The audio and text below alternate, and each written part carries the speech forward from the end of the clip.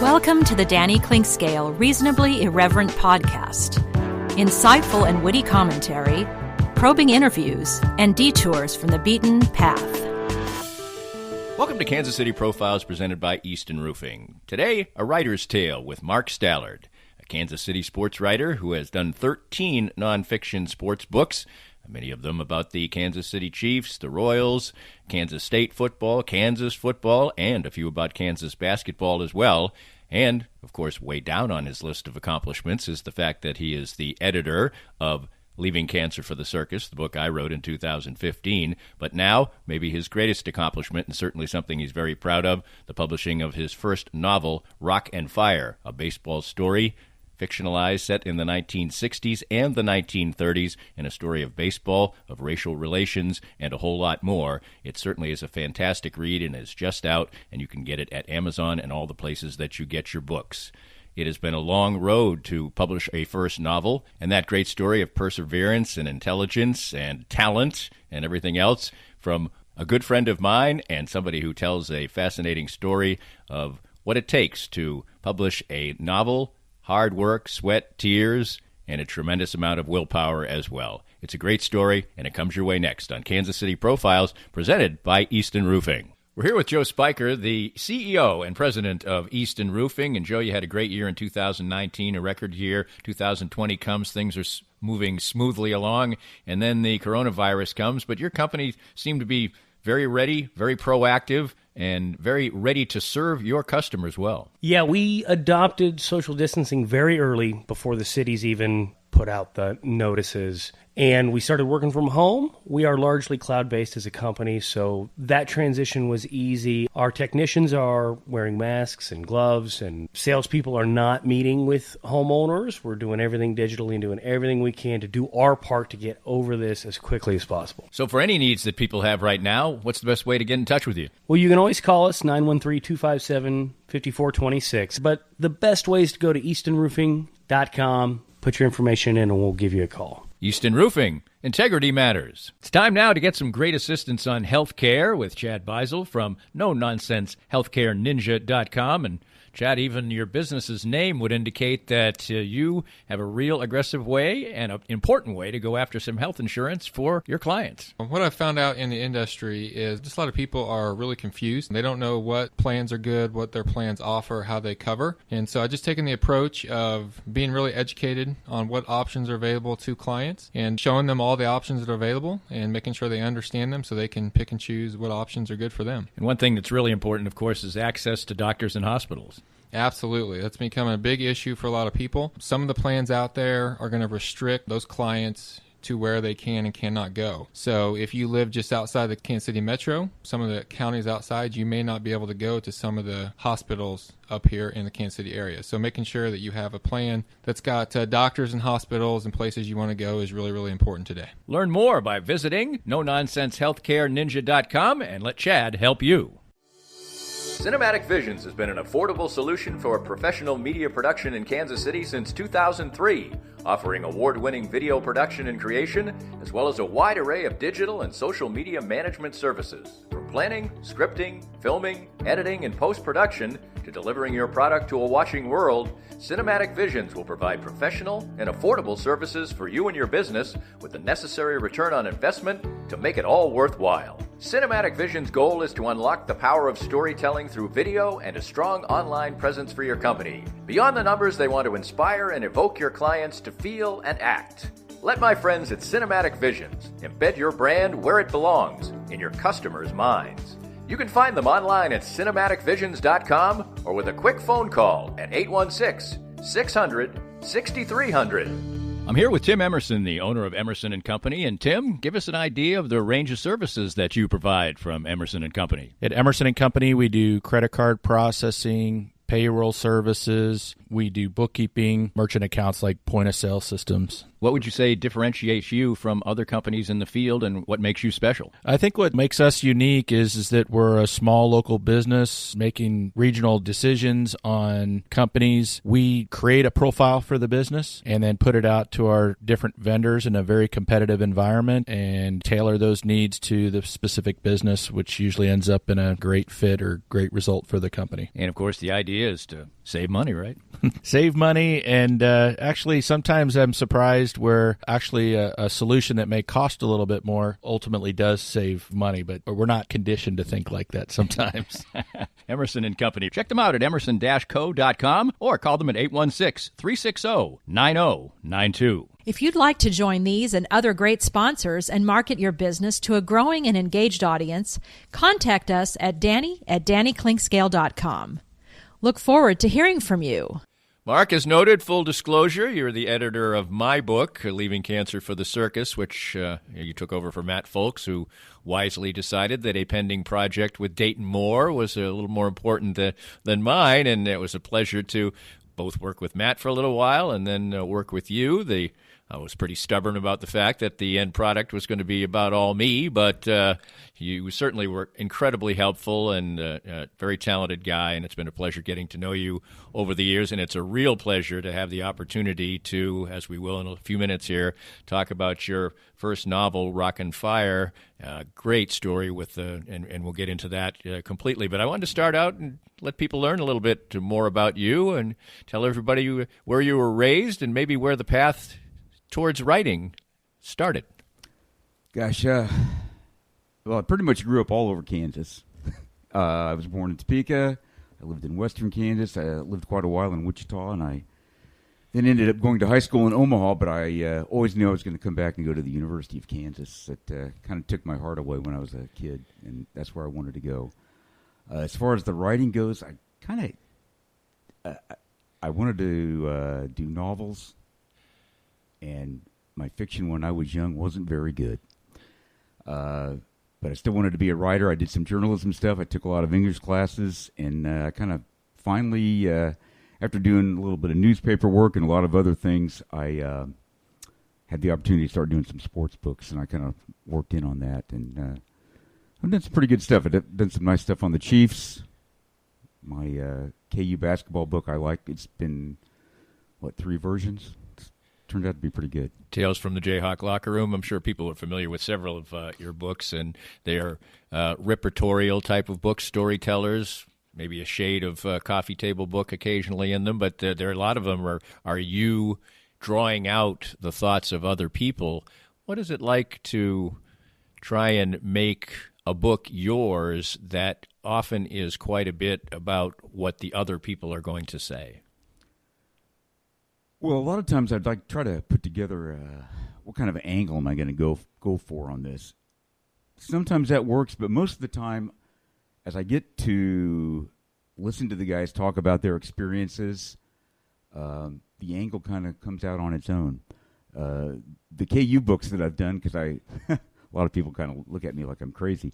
I also did a KU football book many years ago at the beginning of the Mark Mangino era.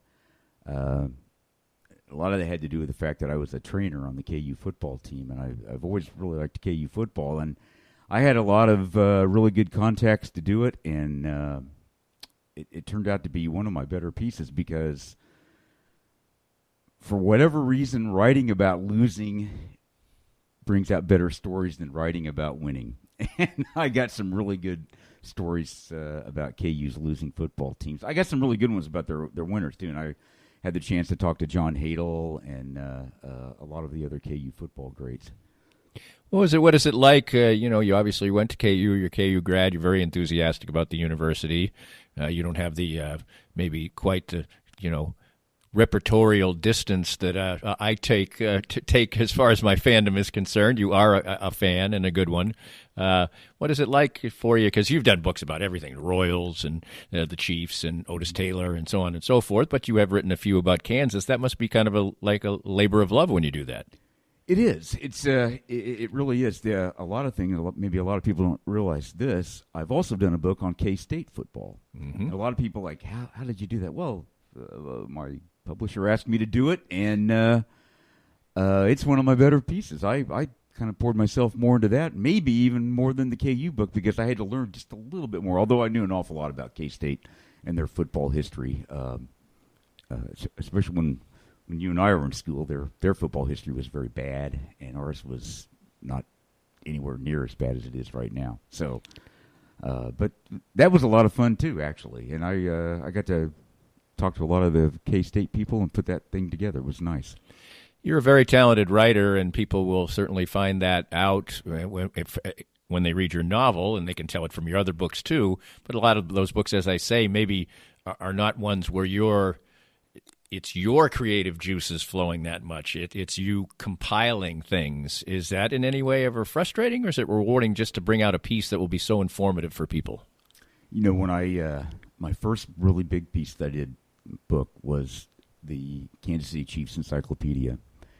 And I worked on that for a long time. And I got a lot of enjoyment out of figuring out how I was going to get the information in the book, what order it was going to be, what players I was really going to highlight. And I highlighted if anybody had any kind of a great season or semi-great career, they're highlighted well in the book. But one thing in that book is I tried to get a mugshot photo of every guy who has ever put on a Chiefs uniform and was officially in an NFL game during the season.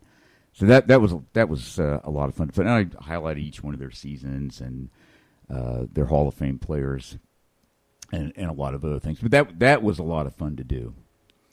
And of course, you've done your Jayhawk ones. You've done the Chiefs. You've done the Royals. As we've talked about, you've done a wide variety of things. But one of the things that we share, although we didn't really know it at the time, is the fact that we both, you took it to heart and became a writer. I didn't. We both took Dr. Carruthers' baseball in literature of baseball of baseball class. I took it with a few of my friends. We all lived on the same floor at Ellsworth Hall. I was the only one who made an A, and they were mad at me because I don't think I even worked as hard as some of them did. But you share the fact that you also made an A in that book. And I think anybody who's a baseball fan and a sports fan and sees something in the syllabus that says literature of baseball thinks that they're going to go for a walk in the park and have a good time. But old Dr. Carruthers was, I think, probably to a fault going to make this a real live course, and we had to do a hell of a lot of reading, or at least pretend we did. Yeah, and I think. But by the way, we didn't take this course together. No. And I think I pretended to read a couple of books, but the one book that really stuck with me was The Natural, which is very different from the movie. For all of you people who have seen, if you're big baseball movie fans, you've obviously seen that, but it is different. The book is different, and do you want me to spoil it, Danny? Go ahead. It's he strikes out in the book, and he's banned from baseball. And that's how that he is a loser, basically. And that's the nutshell version of it. But there was a couple other really good books. We read Frank Merriwell book. We did there was a book. I think it might have been a little bit different when we took the course, because I don't think we did a Frank Merriwell book. I can remember a few of the books. I can probably remember, if I really dug deep in my memory, the one that I really didn't read very much and had to fake. But but there was some really good stuff too, and he was a good teacher and somebody who made you work for what you were going to get for the most part. Yeah. The other one that kind of applies to this one was by Mark Harris, was called The Southpaw, which was the first book in his Henry Wiggin series. Bang the Drum Slowly is the one that they had the movie from, but this was the introduction to that character, which was also a left-handed pitcher. I kind of took a little bit of that stuff too. A lot of the stuff that kind of went into this book, Dr. Carruthers kind of stayed with me a little bit. It was, and that's going back a few years. But that was kind of, that class kind of introduced me to, I never really knew that baseball literature was where it was, or at that level it was, right. And he brought it in. Did you, would you consider that in any way an inspiration for you, or were you already pretty much already determined or had decided that writing was what you were going to do? it was a big catalyst. I was kind of all over the place back then as far as what I thought I was going to do and what I wasn't going to do. And I wanted to be a writer. I didn't realize how hard it was going to be, because if you're going to do anything, it's hard. You got to work at it. Everything you do, you got to work at it. You got to work at it and work at it. So I probably was a horrible writer then. So I've worked at it. I hope I'm pretty good. I hope the people like what they read. Well, it is good, and I've read almost all of it now in manuscript form, and I've got the new copy in my hot little hand, and I can't wait to get the hardcover instead of the not for sale copy. I'm sorry. That's all right. And this book, of course, is a Google book. Talk about it. We're going to get into it after the break and exactly the process of it, because this podcast is called A Novel Road, and it's in part, I think this tale is going to be of what you talked about, hard work, perseverance, but talk a little bit about just the mechanics of writing a book or publishing this book. Well, gosh, okay. Well, let's go back. I'm going to go back to the very beginning. For anybody who knows baseball history, knows anything about Ted Williams, his Hall of Fame speech was kind of it was very short, and he thanked everybody, and then he talked about briefly that this happened in the summer of 1966, that Satchel Paige and Josh Gibson needed to be probably the two greatest Negro League baseball stars, needed to be in the Hall of Fame, and that the only reason they weren't was because they weren't given the chance. And that always kind of stuck with me, and I decided, gosh, that's a really, really good thing that I could write a novel off of. And that was kind of almost my ending point, and I went backwards from there. And I had no idea what I was going to do, but I would develop my story from that point, which sounds kind of funny, but it made an awful lot of sense to me. And I kind of, that's where I went. You, when you were deciding this, you'd obviously written all nonfiction books at this point in time. How daunting was that task? Or how daunting did you feel like it was going to be? Well, I thought it was going to be daunting because it took me many, many years, probably almost a decade, of when I first started really formulating this around to when I actually got down to the point of writing it. And part of the problem was I was trying who was my main character going to be, and it ended up being my pitcher, but my guy at the Hall of Fame was also a big part of the book. And then all of the other characters off of that. The other thing is, even just because I wanted to have a story, you got to make sure was it a viable story? Was it a story worth telling and worth writing? And you kind of figure that out. So, I've read an awful lot of books, and I've read a ton of baseball books, and actually, I'm going to segue off here real fast because I want to talk about it. I just found out they were going to make it into a movie. John Grisham wrote a baseball book called Calico Joe. Right. And they're going to make a movie out of that. And I love Grisham's books, and he's a really good storyteller. But it's a very simple story. It's another father-son type of thing. It's you could throw it in there out there with Field of Dreams, which is actually Shoeless Joe is the name of that novel. Right. But just putting together the story, and I wanted it to be a little more complicated than that, and I think it is. And even though it's a baseball novel, it's not a baseball novel. Right. And that's kind of what I wanted to do too. Our guest is Mark Stallard. He is the author of now 14 books, 13 nonfiction books, and his latest, Rockin' Fire, with the apostrophe N is that. And we'll get into the specifics of it and not do too much spoilers because you want to go out and read the book, but we want to get you an idea of exactly what this great tale of flashing back to the 30s and 40s, being in the 60s, and important issues, and baseball as well, all woven into one. As we continue with Mark Stallard on Kansas City Profiles, it's presented by Easton Roofing.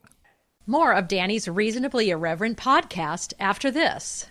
Firsthand, I have enjoyed the benefits of the CBD products from Canaway. My back feels better and better these days, as a major part of my routine are the pain-relieving salve and the Pure Gold oil. And recently I had the pleasure of a treatment session using the Canaway CBD in conjunction with the Microlite 830 cold laser. The non-invasive treatment session worked wonders, and I could barely tell I was even being touched. TML 830 is the first 3B cold laser to get FDA approval, and in addition, the combination treatment with CBD is patent pending. The new smart laser is the only hands-free cold laser in the world and is used by athletic trainers, chiropractors, MDs, physical therapists, and veterinarians everywhere. You can learn more about all the great benefits from the complete line of Canaway CBD products by contacting my friend Sherry McCants at 515-208-6312.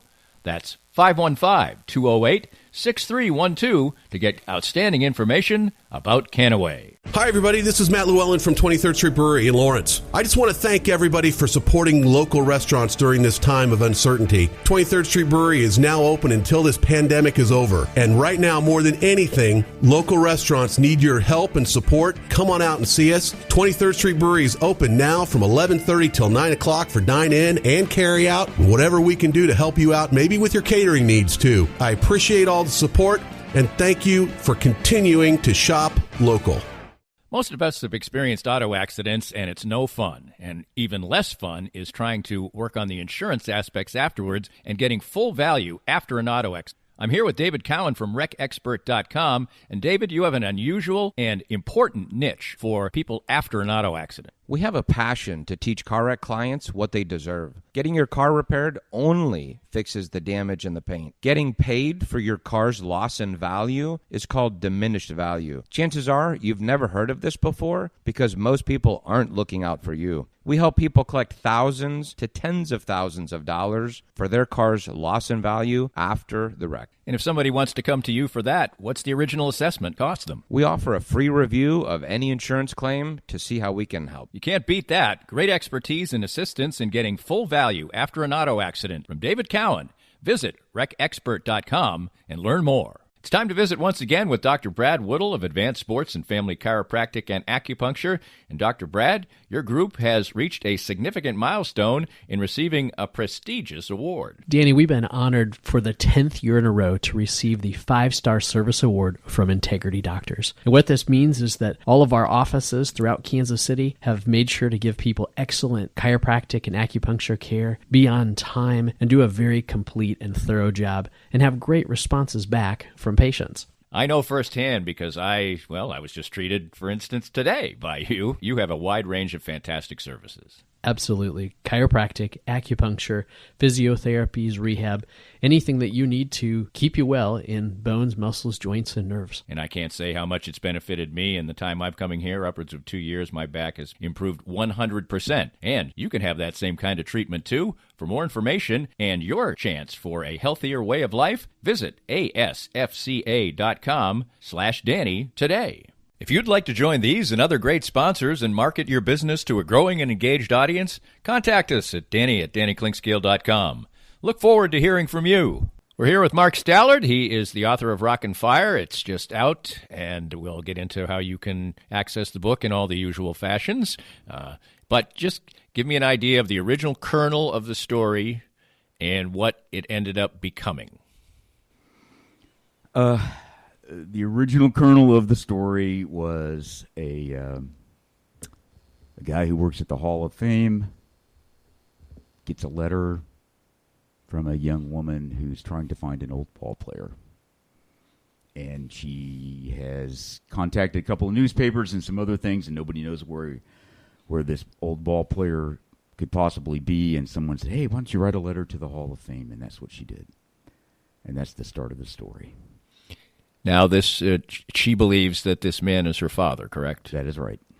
And she doesn't know anything really about him, and it would be confusing if she did. That is correct.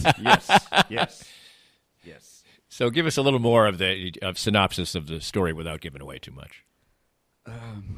Well, the guy at the Hall of Fame, he calls his assistant in. They look at the letter. He reads the letter, and tells the assistant to go out and say, hey, go find the stuff that we have on this. Because usually at the Hall of Fame, they'll have a file on every player who ever played in baseball, whether they're a Hall of Fame caliber or not.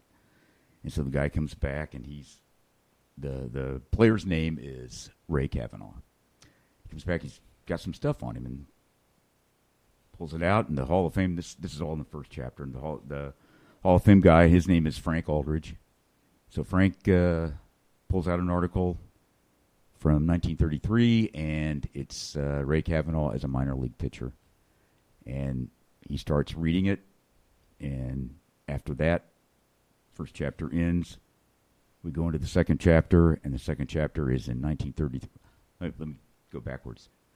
The first chapter starts in 1963. Then we go back to 1933. Right. And there's Ray Kavanaugh is pitching for the Topeka Senators in a game against the Omaha Packers in the Old Western Baseball League. Now, for those who are uninitiated, are those real teams?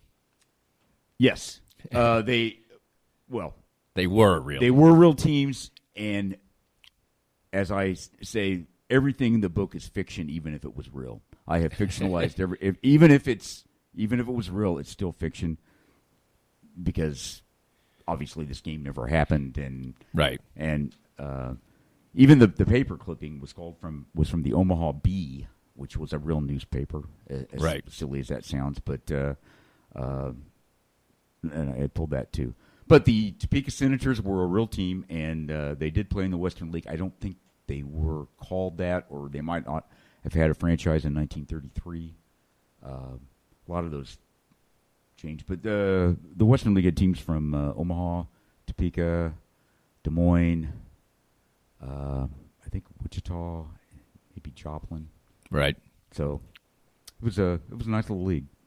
Well, you mentioned that this book was a baseball book, but it wasn't a baseball book also, and the aspect of that is that because the pitcher would eventually get into a relationship with an African-American woman, and that's a big part of the story, and of course, this is 1930s, so that isn't exactly something that happened very often.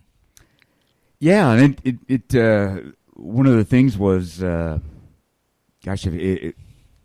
I was formulating the story, and I thought, can I do this? Is this something that could really happen?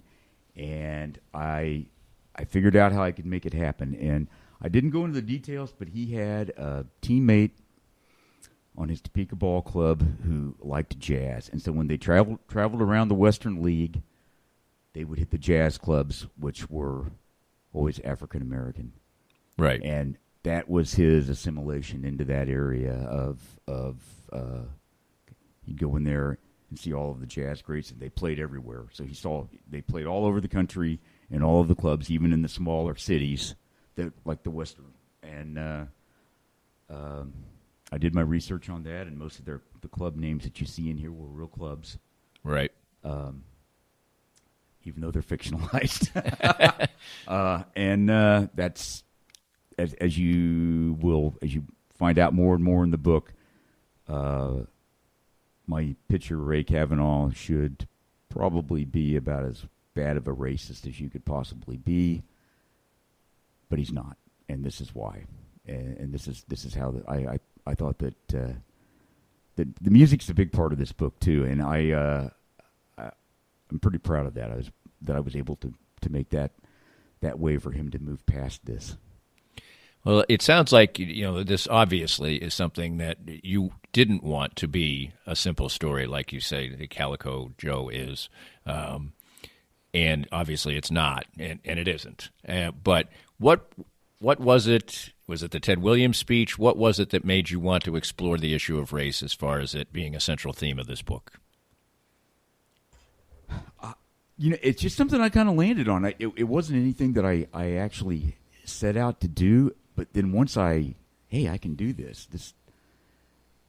It's just such a major part of almost every aspect of American life comes back to it. And I thought, maybe I can write something that's good for everybody, or something that I would even feel good about. And it's not so much that, baseball. When we go back to the Jackie Robinson, him coming into the league. Being here in Kansas City, with the Negro League Museum. And I will tell everybody this. I put Bucko'neil in the book. And, in just the best way possible. One of the things that I think that not too many people talk about with Buck was that, he's the first African-American coach in Major League Baseball. And that's how he's in the book.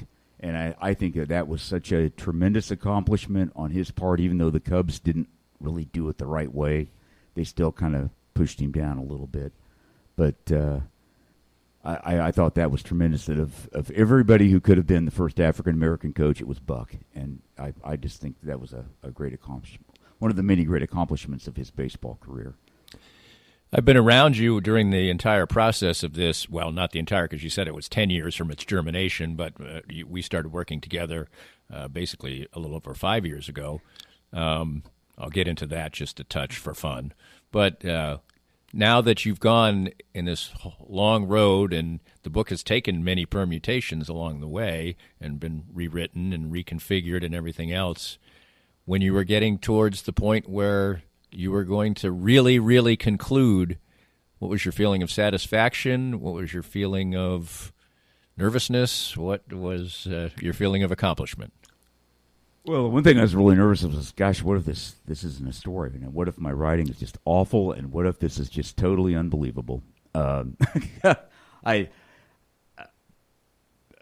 studied too much literature in the past, and I even put one of his quotes in the front about Hemingway. You want it to feel true, and that was my main thing. Was does this feel true? Will it feel true? And that's kind of what I wanted. And in the front of this book, like a lot of novels, they'll put quotes from other writers or great people in the front, and I've got 3 of them.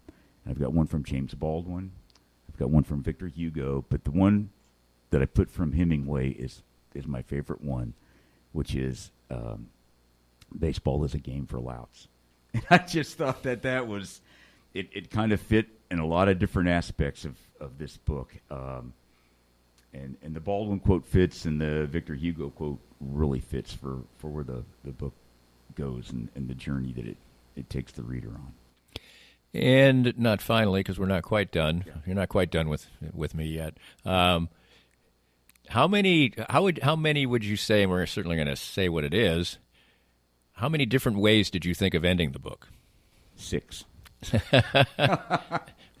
yeah, it's funny. It's funny that you asked me that, because I was going back through my notes, 2 or 3 weeks ago. And I don't know why, but I was looking for some other things that wasn't even related to this book, and there it was. I had 6 different endings, and I picked out the best one. Of course you did. And finally, just for laughs, what was it like working with a complete novice author when you did your editing of my book? Mostly, you were kind enough to step back and really just get me through the mechanics of things and maybe make a suggestion or two. We changed the title along the way, as a matter of fact, also. But what was it like for you working with me, somebody who had never written a book and fancied himself a writer? No, Danny, you were a writer, and you were phenomenal. You're a lot of fun, first of all. Anybody that works with you knows that. But you were so professional, and the best thing about it was you knew exactly what you wanted. And I've been around enough writers to know that when the writers are dead set on what they want and how they want it, they're always right. So seriously, and if anybody's read your book, they already know, because it's a great book. It's a great book. Well, so's yours, and you must be really proud. It's out. It's out. Tell people how to get it. Amazon.com. Just and it will be in the other areas like BarnesandNoble.com, B&M.com. But Amazon's the place to go to buy it. And you can get it ebook, paperback, and sometime down the line it's going to have an audible. Audiobook? Audiobook, yeah. So who's gonna narrate that? Is the guy? Are you looking at him? I think I'm going to do it. There you I go. think You I'm can do gonna it yourself. Everybody tells me I can do it. I think I'm going to do it. Well, I will say that it's a good idea because it will ring true because it's you. I will also tell you it'll be the hardest thing you'll ever do. Yeah, because I did it. And you'll end up having plenty of disdain for your own book by the time you're finished gosh, with it. Yeah, that's what I know. I remember when we talked about that and you told me that, but I think I can do it. I'm going to start on it. If it gets really bad, then I'll probably turn another direction. But I know you will do a good job with it, and I know you did something that you're very proud of, and you have every right to be. Just wrap up your feelings now that you've got your novel, your first novel, is a reality. It's a crazy feeling. There's a couple things here. I was talking about it with my wife the other day, and I just said, "Hey," I said, "I'm not just an author anymore. Now I'm a novelist," which was kind of funny. And I want to throw this out about my wife, Kathleen. She's the one who picked out the title for the book. A few years ago, my oldest son Walt was on one of his baseball teams. The granddad for one of the other players, over and over again, all through the season, he'd yell at his grandson, "Rockin' fire! Rockin' fire!" And it was so great. He was just such a passionate granddad about baseball and about all the players on the team because he yelled at all the guys. "Rockin' fire!" And I was having so much problems figuring out a title for the book. I didn't know what I was going to do. Every title I came up with was just awful. And Kathleen goes, "That's your title." Like, "What do you mean?" And she goes, "Rockin' Fire. That's your title." And she was right. I had to make a couple of tweaks to make that work, but it was great. That was the title. As soon as I rested on it, yeah, that was the title. So, as far as the other thing about being done with the book, I'm kind of a little sad, but but at the same time, I'm very anxious to share it with everybody. So I think everybody's really going to like it. This podcast was made possible by our great sponsors like Easton Roofing, the presenting sponsor of Kansas City Profiles at the Danny Kling Scale Reasonably Irreverent podcast. Easton Roofing, where integrity matters. We hope you enjoyed the latest Danny Kling Scale Reasonably Irreverent podcast. Come back soon for something fresh and new.